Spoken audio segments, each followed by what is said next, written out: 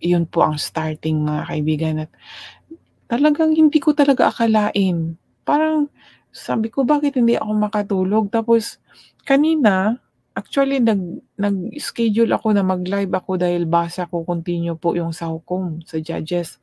Pero naantok ako, parang naantok-antok. Sabi ko i-schedule ko na lang bukas. Actually, meron din akong schedule bukas pero sa gabi. Sabi ko, sa gabi ko na lang gagawin. Matulog na lang ako ngayon kasi may trabaho ako, sabi ko sa sarili ko po. So, nakatulog na po ako pero yung alarm ko hindi ko pala na-off. So, nag-alarm siya, hala mag-live pala ako. So, nakalimutan ko na reset ko pala yung na-reschedule ko pala yung live ko. Kaya sabi ko, "Bakit gano'n hindi ako makatulog, mag-live na lang ako ng konti kasi parang ginigising ako."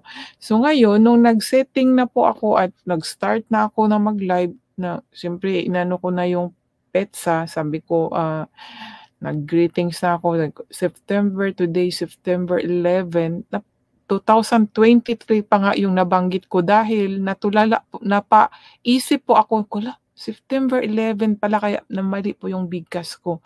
Sabi ko 23, hala September 11 pala ngayon. Tas hindi ko talaga naalala mga kaibigan, nakalimutan ko talaga.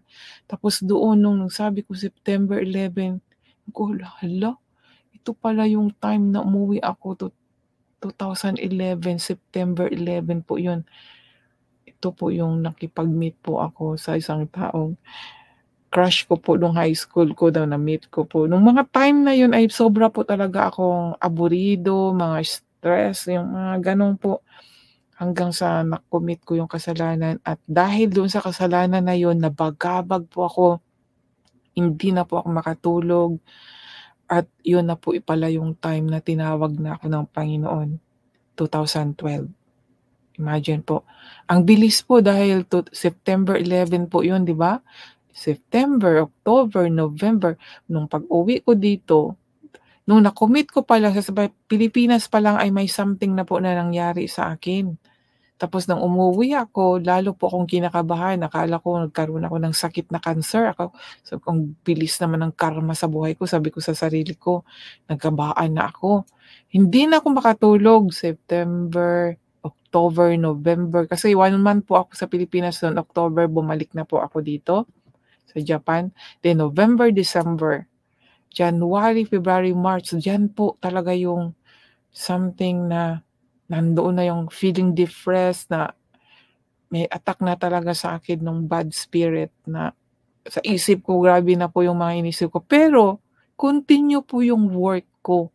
Kaya do'n din po ako na-amaze na kung talagang yun nga, nabuang ako, dapat hindi na ako nag-work, 'di ba? Pero sa trabaho ko rin ang daming problema, parang halos lahat po mga kaaway ko. And thank God it's different sa ngayon po. Dahil ibang-iba na masasabi ko talaga, lagi ko po talagang masasabi lalo po sa work ko na, "Lord, thank you po talaga Lord. Nandiyan ka po talaga." At nag-iba na po yung atmosphere ng trabaho ko. Si Lord po ang nag-change po talaga mga kaibigan. And then yun nga, ah, February after my birthday po, and then naalala ko yung pag-confess ko po sa kasalanan ko kasi September, October, November, December, January, February, birthday ko, and then after my birthday, s March, March 8 po yun, nag-confess po ako sa asawa ko na ako po ay nagkaroon ng kasalanan. Iyon po ang gusto ng Panginoon. It's not my plan, but the plan of God. Kaya kasi ang plano ko po mga kaibigan, sabi ko, sasabihin ko naman mag-confess po ako pero I have no strength. Talagang may takot, nandoon po yung takot ko, eh.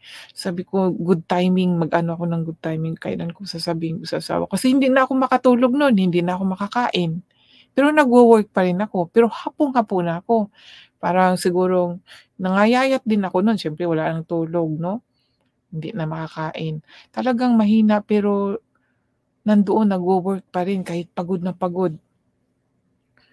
And then yun, yung plano ko ay sasabihin ko sa asawa ko, pero kailan yung good timing. Pero ang Panginoon ang nag-ano ng timing, mga kaibigan. Hindi natin maano yung plano natin talaga, kaya yan po isa sa mga amazing thing. Kagaya ngayon din, hindi ko alam na September 11 tapos pinaalala lang. So I know the Holy Spirit reminds me that this is the day na nag-commit ako ng sin. It's not because na para mag-guilty ako palagi, no. It's because to glorify Him na He saved me sa kasalanan na nagawa ko po. I'm not guilty anymore, kasi kung guilty pa ako, dapat nahiya akong mag-share, mag-testimony about this kind of sin, no? But, I'm not, for the Lord, for the glory of the Lord, hindi ko po ikahiya kung ano po ang kasalanan ko. Kasi lahat naman po tayo nagkakasala, eh. Klase-klase, iba-iba lang yung kasalanan na na-commit natin. Kung hindi ka man naka-commit ng adultery, liar, o 'di ba? Isa 'yan sa pinakamaraming ma-commit ng tao, pagsisinungaling. So nagkasala ka pa rin. We cannot judge each other, mga kaibigan. But ako, hindi ko na dati nahiya po ako, pero hindi pala. Para po sa ikalulhati ng Panginoon na siya po ang nagligtas sa akin, at kaya nandito po ako nagshi-share sa mga salita niya. At I'm so happy talaga in my heart, kahit may mga pagsubok, hindi naman nawawala ang pagsubok, but still nakikita ko pa rin ang Panginoon na talagang nagpapasaya siya sa buhay ko po, mga kaibigan, na kahit may mga problema, pero nandiyan si Lord. Kaya masaya pa rin.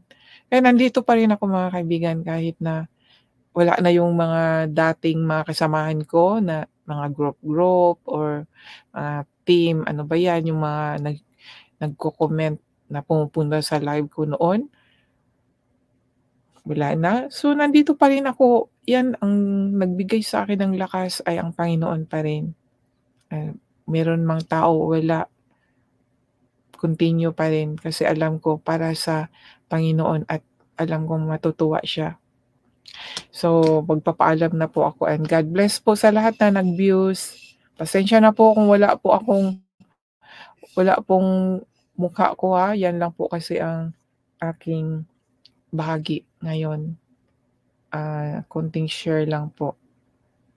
Thank you so much. God bless po sa inyong lahat, at sa mga makadaan po sa live na ito.